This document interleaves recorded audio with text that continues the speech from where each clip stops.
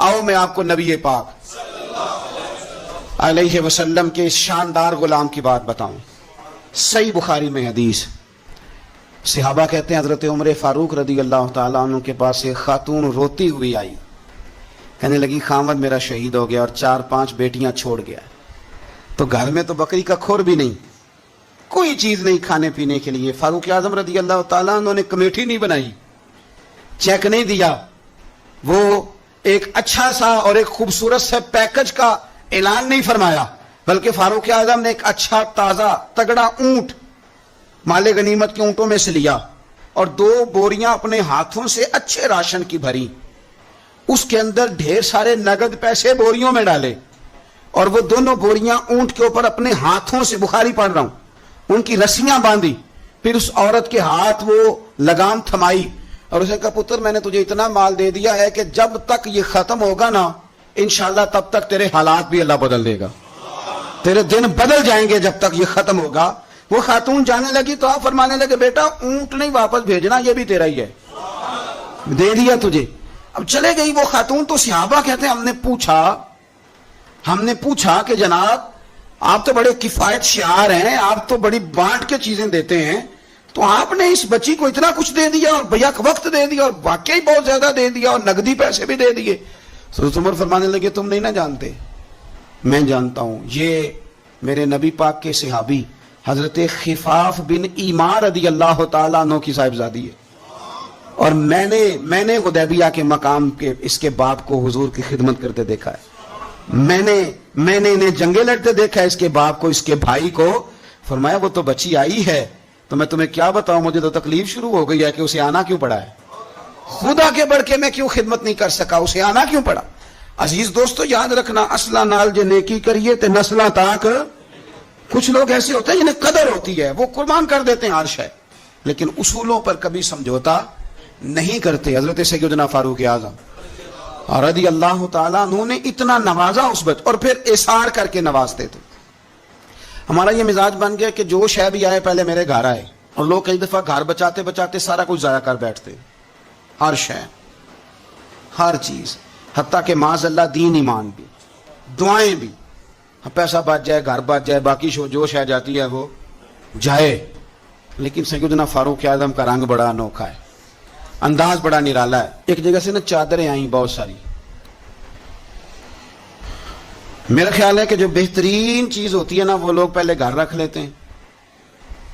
یہ قربانیاں ہوئی ہیں نا جی, تو 4-4, 5-5 رانے جنہوں نے 6-6 بکرے کیے, وہ پہلے انہوں نے سائڈ پہ کر لی. مجھے ایک سنگی بتانے لگے کہ اس دفعہ آپ کی دعا سے خیر ہوئی ہے, ہم نے مکس کر کے گوشت بانٹا ہے, ورنہ پہلے اسی طرح کرتے تھے کہ جو رانے ہیں نا وہ ساری سائڈ پہ کرو اور باقی پھر اکٹھا کر کے اللہ کے رستے میں دے دو. اللہ کی راہ میں جو دینا ہے, جو اپنی راہ میں دینا ہے اس کا طریقہ, اور اللہ کی راہ میں دینا ہے معاذ اللہ تو اس کا سٹائل اور ہے. فرمانے لگے کہ چادریں آئیں اور بڑی بڑی قیمتی چادریں آئیں, تو فاروق اعظم رضی اللہ تعالیٰ عنہ نے کوئی اس میں تخصیص نہیں کی, 1-1, 2-2, 3-3, 4-4 بانٹتے رہے. چادریں تھی عورتوں والی. اب جو سب سے نیچے سے چادر نکلی وہ اتفاق سے بڑی شاندار نکل آئی. آخر میں جو رہ گئی نا, صبر کریں تے موتی مل سن, تے ذکر کریں تے ہیرے. یہ صبر کریں تے موتی مل سن, ذکر کریں تے جے پاگلا وانگو رولا پاویں, نہ موتی نہ صبر کریں تے موتی مل سن, ذکر کریں تے. آج کل لوگ شور ڈال کے سارا کچھ کرنا چاہتے. تو چپ کر کے کونے میں بیٹھ جا, تو بیٹھا رہے, تو ڈرنا دے, پوچھنے والا خود ہی تجھ سے پوچھ لے گا تو کدھر سے آیا ہے. وہ ختم ہو گئی بات. صبر کیا نا جب, وہ چادریں ساری, تو ایک چادر اب اپنے گھر والوں کے لیے انہوں نے چادر ابھی دینی تھی, وہ سب سے نیچے قیمتی چادر نکل آئی.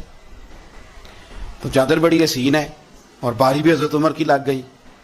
ان کے گھر جانی تھی چادر ان کی اہلیہ کے لیے.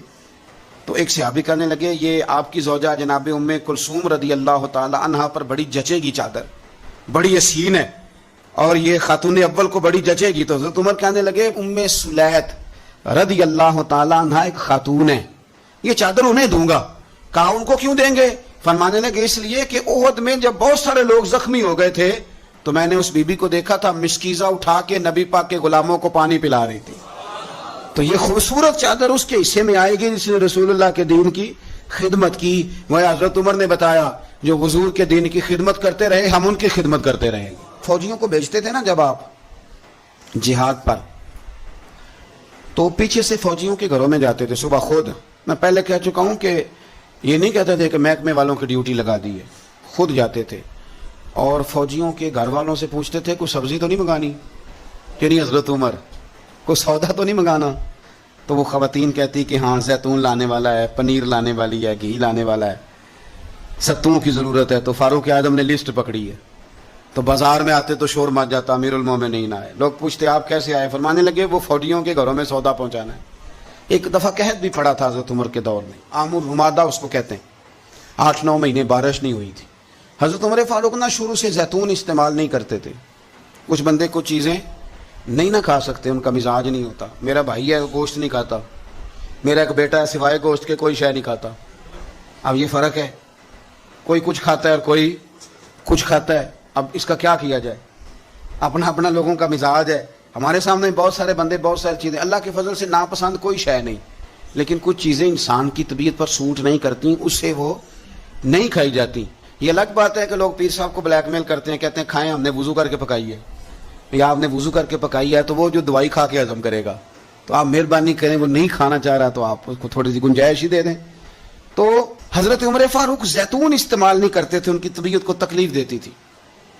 अब कहत का ज़माना है, आपका मिजाज था घी के साथ सालन पकता तो खाते, तो कहत पड़ा ना तो घी बहुत महंगा था और जैतून सस्ता था। तो हजरत उमर ने कहा सारे जैतून ही खाएंगे। घर आके अपनी बीवी से कहा कि आज के बाद हंडिया जैतून में पकेगी। हालांकि उस जमाने में जैतून बहुत सस्ता है। तो अहलिया कहने लगी बच्चे तो खा लेंगे तो आपका क्या बनेगा। फरमाया मेरा भी कुछ नहीं बनेगा, मैं भी खाऊंगा। अब एक आदमी ने एक चीज कभी नहीं खाई, फिर वो रोज खानी पड़े। 4-5 दिन बीत गए तो पेट से गुड़ गुड़ की आवाजें आने लगी, उसने पेट खराब कर दिया। तो हजरत उमर अमीरुल मोमिनीन अपने पेट से बातें कर रहे हैं, फरमाने लगे जितना मर्जी शोर कर। अपने पेट से कहते हैं शोर जितना मर्जी कर, घी तुझे उसी दिन मिलेगा जिस दिन मेरे नबी की सारी उम्मत घी खाने लग जाएगी। कार शोर जितना मर्जी तूने करना है, ये उसी दिन मिलेगा जिस दिन हालात नॉर्मल हो जाएंगे। अभी कहते हैं अभी तुझे घी मिल सकता, हालात नॉर्मल होंगे तो मिलेगा, कार शोर जितना तूने करना। मेरे भाई यहाँ तो लॉकडाउन हुआ, हालात बदले, बड़ी लोगों को परेशानी हुई। चाहिए तो ये था ना कि वजीर के पास 2-3 गाड़ियां प्रोटोकॉल की हैं, वो 3 ही दे देते, एक रख लेते जिसमें सफर करते हैं। लेकिन हमारे यहाँ ना लोग गरीबों का दर्द बयान करते हैं लेकिन उसका अमली इजहार। कहत के दिनों में आपका बेटा तरबूज खा रहा था तो सैयदना फारूक आजम ने पकड़ के उसके गर्दन पर एक चपत मार दी। फरमाने लगे तू कितना अजीब आदमी है कि लोग कहत में पड़े हुए हैं, तू तरबूज खा रहा, खबरदार, जब तक सब लोगों को चीजें नहीं मिल जाती उतनी देर तक तुम्हें ये खाने की इजाजत नहीं। और फिर हजरत उमर रदी अल्लाह तआला अन्हु के ज़माने में उस कहत के दौर में बारिश नहीं होती। हजरत बिलाल बिन हारिस अल मुज़नी, ये सहाबी है, मुसन्नफ इब्न अबी शैबा में मौजूद है। ये ख़त्म कैसे हुई, कहत ख़त्म कैसे? वो गए जाके ना हुजूर के रोज़े पे हाजिर हुए, हुजूर बारिश नहीं हो रही, मेहरबानी करें। कहते मैं वहीं सो गया, मुझे हुजूर ख्वाब में मिले और फरमाया उमर को मेरा सलाम कहना और उसे कहना तो फिक्र न कर, रब बारिश अता करेगा। तो बारिश हुई हुजूर के रोज़े नूर पे जाने की बरकत से। अल्लाह करे उम्मत के लिए रोज़े के दरवाजे हमेशा खुले रहे, कभी बंद ना हो, वहां से तो करम मिलता है। तो जो आज हजरत उमर के बारे में सारी गुफ्तगू है, एक पहलू मैं आपके सामने रखना चाहता हूं कि एहसास जिम्मेदारी, लोगों के साथ उनका रवैया। एक कहत के ज़माने में ही दूर से कुछ लोग आ गए कि चलो बाहर कहत है तो मदीने चलते हैं। उन्होंने आके बाहर डेरा लगा लिया। हजरत उमर को पता चला कुछ मुसाफिर भी आ गए, तो आपने खाने पीने का सामान उठाया, पुश्त पे रखा, कंधे पे तो जा रहे हैं। जनाब अबू हुरैरा फरमाते हैं उमर भी थे, उनके खादिम भी थे। मैंने पूछ लिया कहाँ जा रहे हो, तो कहने लगे पीछे मुड़ के अबू हुरैरा है। मैंने कहा जी। कहने लगे इधर आ यार, मैं थक गया हूँ, थोड़ा सा सामान तू भी उठा, चल मेरे साथ। कहते मैंने तो पूछ लिया था, मैं भी काबू आ गया। वो सामान उठाया, जहाँ काफिला ठहरा था वहाँ गए और जा करके ना हजरत उमर ने मुझे कहा लाओ लकड़ियाँ। कहते हम लकड़ियाँ इकट्ठी करके लाए तो उमर ने खुद आग जलाई। फिर फारूक आजम ने खुद खाना पकाया और फरमाया जब वो मेहमान रोटी खा रहे थे तो उमर रो रहे थे। हमने कहा हुजूर रोते क्यों है? फरमाने लगे जब रब के भूखे बंदे रोटी खा लेते हैं तो अल्लाह राजी बड़ा होता है। तो सोचता हूँ मुझ छोटे आदमी को रब करीम ने कितना एजाज़ दिया है कि मेरी वजह से आज इन भूखों ने खाना खाया। तो मेरे अजीज़ों, जनाब फारूक आजम ने हमें यह दर्स दिया कि एहसास ज़िम्मेदारी ज़िंदगी में पैदा करें। हमने बहुत सारे काम इसलिए ख़राब किए कि हम सुस्त हो गए, ہم نے وہ ذمہ داری کسی اور کی لگا دی. ہم نے ساری زندگی پروٹوکول تلاش کیا, عزت تلاش کی. ہم نے لوگوں کو شیشے میں اتارنے کا طریقہ سیکھا. اس نے بے سکونی بھی پیدا کی معاشرے کے اندر, ہمیں بھی تکلیف میں رکھا, دوسروں کو بھی تکلیف میں رکھا.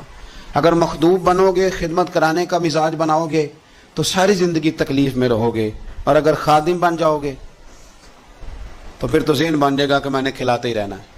حضرت عمر فاروق نے بتایا لوگوں کو کہ قوم کا سربراہ قوم کا خادم ہوتا ہے. انہیں خدمت کر کے لوگوں کو بتایا کہ اس طرح کر کے اگر اپنی زندگی کو ترتیب دو گے نا, پھر تمہارے لیے جینا آسان ہو جائے گا. اور کسی بڑے آدمی کا طریقہ بھی یہی ہوتا ہے کہ وہ اس طرح کے طریقے اپنائے کہ ذوق بڑھے. حضرت عمر کو لوگ کام کرتے ہوئے دیکھتے تھے تو ان کا ذوق بڑھتا تھا, ان کا بھی دل کرتا تھا. وہ کہا تھا نا اقبال نے, وہی ہے تیرے زمانے کا امام برحق جو تجھے حاضر و موجود سے بیزار کرے اور موت کی شکل میں دکھلا کے تجھے جلوہ یار زندگی تیرے لیے اور بھی دشوار کرے, مشکل کر دے تیرے لیے جینا. وہی ہے تیرے زمانے کا امام برحق. تو حضرت فاروق اعظم کے اس کردار کو سمجھیں. دعا ہے اللہ تعالی ہمیں ان کے نقش قدم چلنے کی توفیق عطا فرمائے. آخر دعوانا